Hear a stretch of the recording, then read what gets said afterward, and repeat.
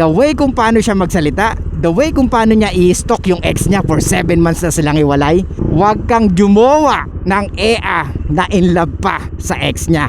Anong narating ng emotions mo? Anong narating ng pagjajabul mo? Kasi magi-invite lang kayo ng babae sa buhay nyo, pero hindi sila ang gagawing buhay nyo. Hindi nyo pwedeng gawing priority yung mga EA. Hey! What's up guys? Makulimlim na tanghali sa inyong lahat. Ito po ang inyong lingkod, si Suplado Poto. Okay, for today's vlog, pag-usapan natin mga ropa ang viral ngayon na isang rider na in-stalk ang kanyang ex na 7 months na daw silang hiwalay. Tapos nakita niya bumalik ang kanyang ex doon sa kanyang ex. Oh my God!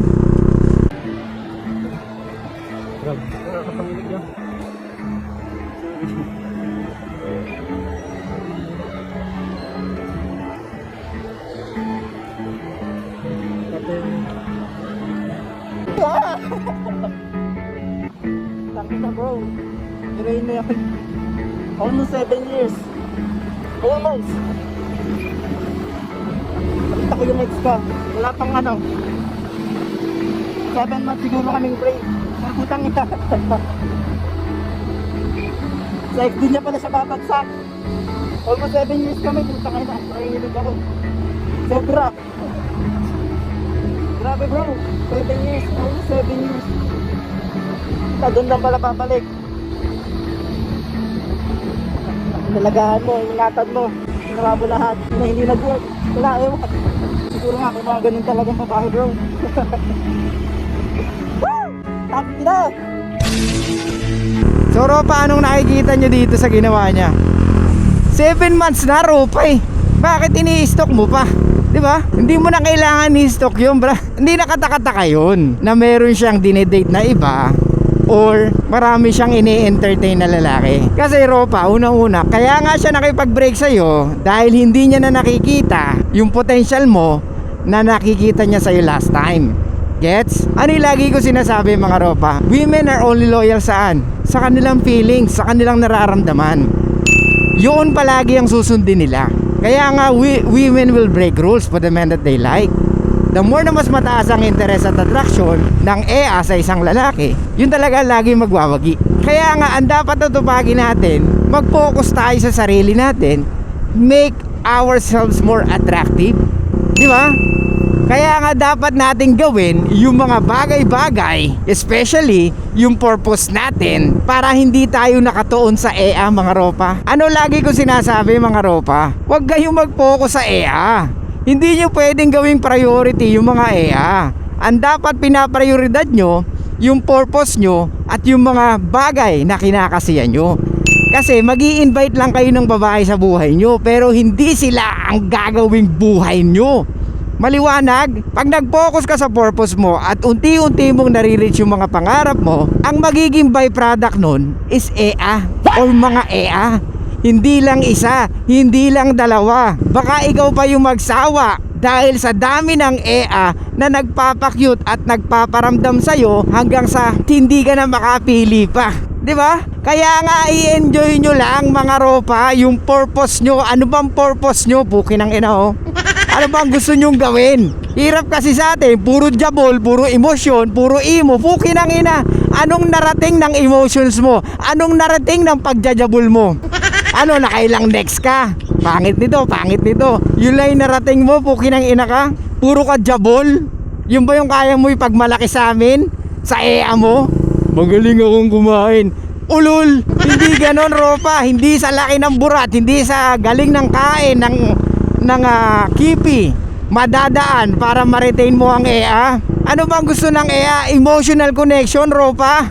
Diba? Lalo na kung makikita niya na kaya mo mag-provide ng security sa kanya. Kaya nga potensyal ang hinahanap ng babae sa isang lalaki. Yung makita ng babae, okay, itong lalaki na to, potensyal na magiging mabuting ama ng magiging anak ko. because nakikita ko na meron siyang kakayahan mag-provide ng mga pangangailangan ko. So eto, 7 months na kayo hiwalay, Ropa.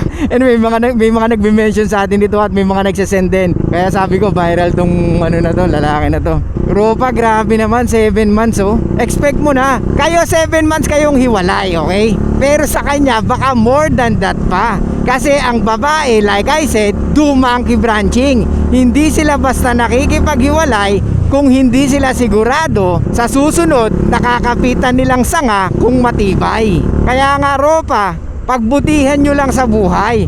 Huwag kayo mag-focus sa kung anong ikakasaya ng EA. Dahil ang EA, byproduct lang ng success natin sa buhay, mga Ropa. Huwag tayong masyadong emosyonal. Huwag paunahin ang libog, mga Ropa. Dahil ang EA, susunod lang sa iyan pag nakita niya na may kaya kang ibigay na hindi kayang ibigay ng iba. Gets? Traffic oh. So how? LX to ha? Parang di naman. Nangyari dito, ba't ganito? Wait lang.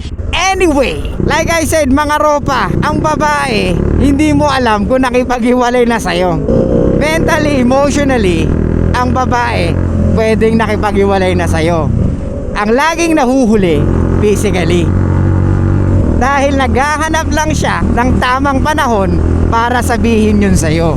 Kaya you should be aware sa kung anong mga ginagawa ng EA mo.